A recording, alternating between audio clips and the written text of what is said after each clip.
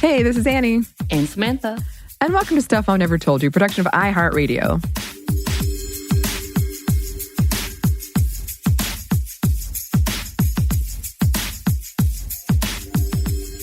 I actually do have a question today. Annie, are you ready for it? Yes. No. Yes. All right. So we are coming around elections, and I just need to know, are you actually watching any of these debates? No. No, I am not watching them. I will watch highlights the next day, and I'll read kind of the main points, what they are. But I feel like, and more power to my friends who've been watching them and tell me how miserable it's been. I feel like that's more misery than it's worth. Like, right. I can get the point. I already know. I feel like most of us already know what you're going to get out of that debate. Right. I mean, and it was worse than I even imagined the first one was. Well, did you imagine The Fly? I did not imagine The Fly. And like last night on Twitter, I saw like The Fly was trending, and I thought it was the movie. And I was like, oh, are they remaking that too?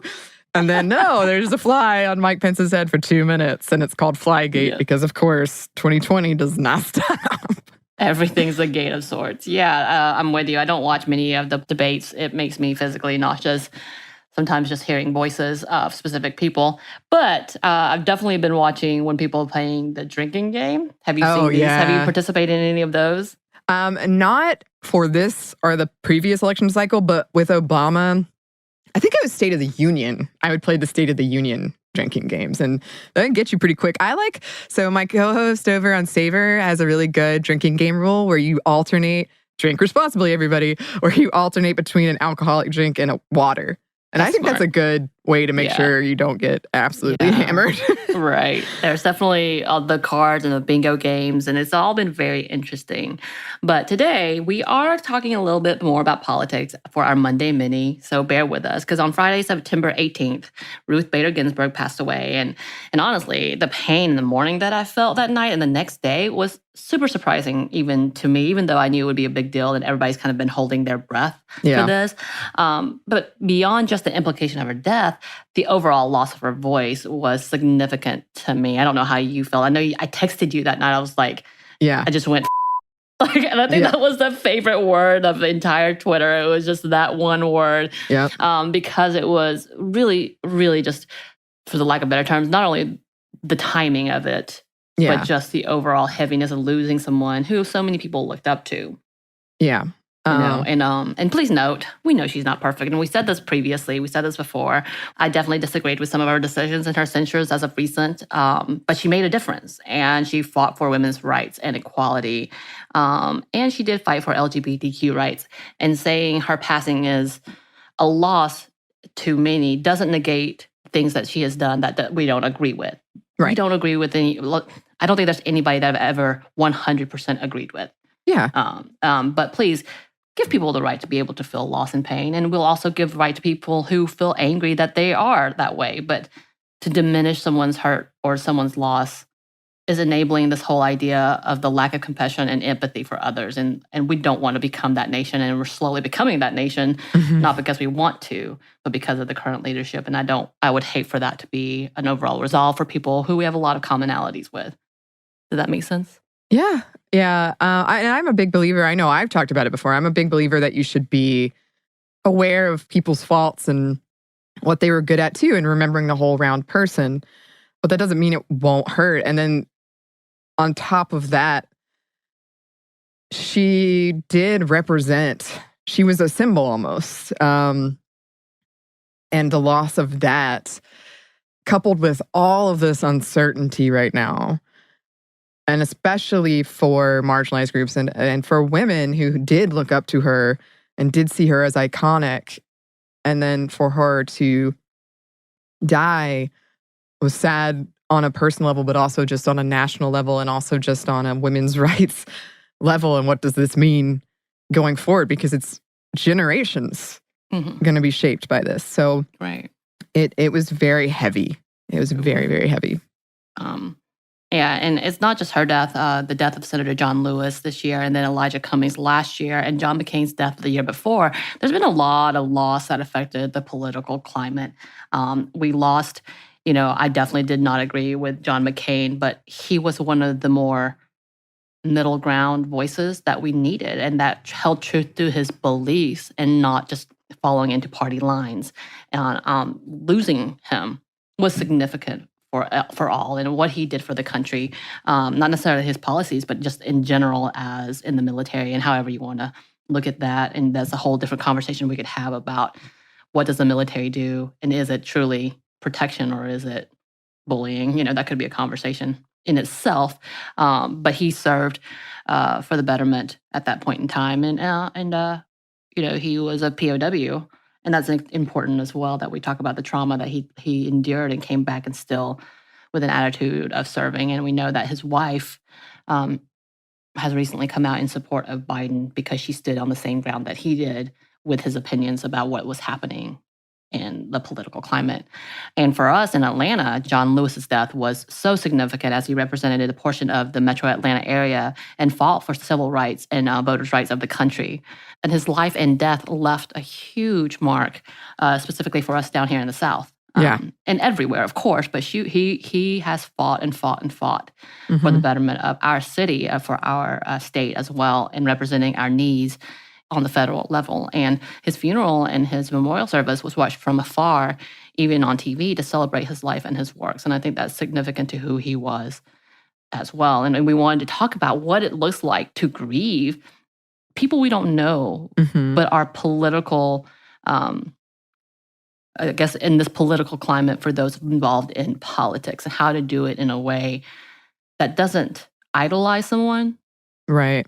Or this is not canon. We're not saying they should canonize in anything, but they did do stuff that is significant, that has impacted us on a personal level, whether we want to admit or not admit, because these laws and policies affect us.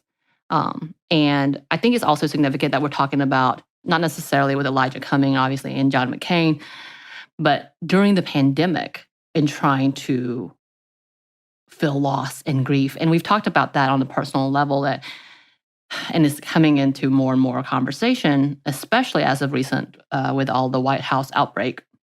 The inability to mourn and grieve and be with our families when we lose someone, when they die, and why that is such a significant impact on the trauma that's going to cause our nation and what this looks like. And honestly, one of the biggest setbacks with that is having to watch all of these other deaths and watching this again in a way that feels so removed.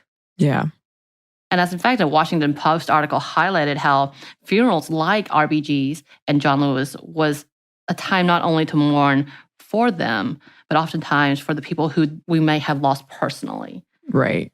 I don't know. How do you feel about that, Anney? Because I know that because I have not lost anyone that I know of to COVID as of yet. And I feel fortunate in that. And I know a lot of our listeners have already experienced this, and I cannot imagine that pain. And I know you've experienced this as well with your aunt.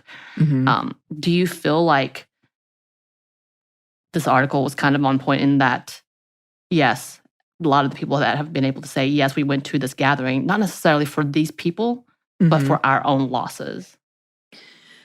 Yeah, I think there is a catharsis in sharing grief with people who cared about the person that you've lost. And when my aunt died, I could not go to the funeral, and it was small. And there was just this feeling of like, did it really happen? Like I kept thinking like maybe, I don't know, maybe it's some strange dream and maybe she is alive, and almost feeling unable to mourn her. Like sometimes it would just hit me like, oh yeah, I guess she's gone.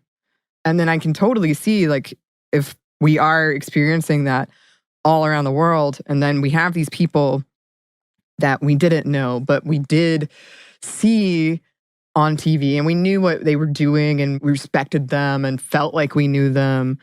And you are able to grieve with other people, and through that you can let yourself grieve for maybe the people that you hadn't been able to in your own life up until that point. I think it's interesting too, because they talk about, putting it frankly, this has been a pile of a year for many. Yeah.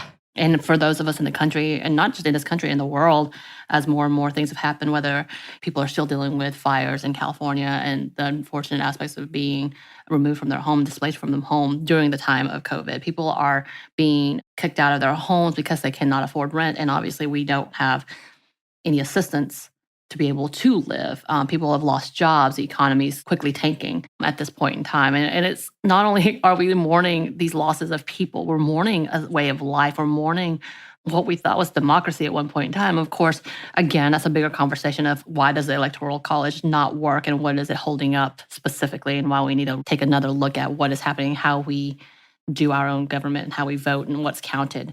All of those things, between that and trying to fight to have DC to be a statehood as it should be, between looking at Puerto Rico as an actual statehood as well and as part of equal voice in voting as well. And all of these things, there's big conversation and there's a feeling of loss, a feeling of failure because we feel like we're going backwards. I don't know, maybe that's just me, especially in our lifetime when we thought we made so much headway that we're slowly digressing and it's seeming like we're losing ourselves in that. And having to deal with that and failure in itself can be a loss. Mm-hmm. And as in fact, in the article, a person states, I'm not just mourning her being RBG, I'm mourning our country and what's becoming of us. And that's kind of that whole sentiment to me. Like, I also see good, of course, and I'm really trying to cling to that hopefulness. And I think that's the biggest part that we wanted to say when the death of RBG happened. The things that we posted were specific to continuing a fight and continuing to hope. And that's what we wanted to push forward. But it's sometimes really hard. And in that fight, we have to also allow ourselves to mourn and allow us to sit in loss and try to figure out our own feelings because we can't hide it. And we can't push it back because it's inevitable. It's happening. It's happening. This is reality. Yeah. Even though it doesn't feel like it sometimes. God. There are days. Yeah. Just hide away in my Switch now. Yes. Samantha has acquired a Nintendo Switch. Yes. And now I'm just hide away in Luigi's mansion with fake ghosts. Sort of thing.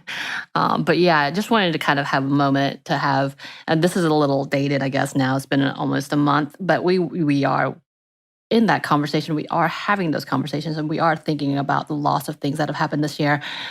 Pushing through to work out these feelings for ourselves. And I hope you all are as well, because it's important that we push through and sit and understand it and acknowledge it and then move on, because you have to. So remember, grieve if you need to and allow others to do the same. Yes, yes. And we are here for you in the podcast world, and you can contact us. We would love to hear from you. Our email is stuffmediamomstuff@iheartmedia.com. You can also find us on Instagram at Stuff Mom Never Told You or on Twitter at MomStuffPodcast. Thanks as always to our super producers, JJ Posway and Andrew Howard. Thanks, guys. And thanks to you for listening. Stuff Mom Never Told You is a production of iHeartRadio. For more podcasts from iHeartRadio, visit the iHeartRadio app, Apple Podcast, or wherever you listen to your favorite shows.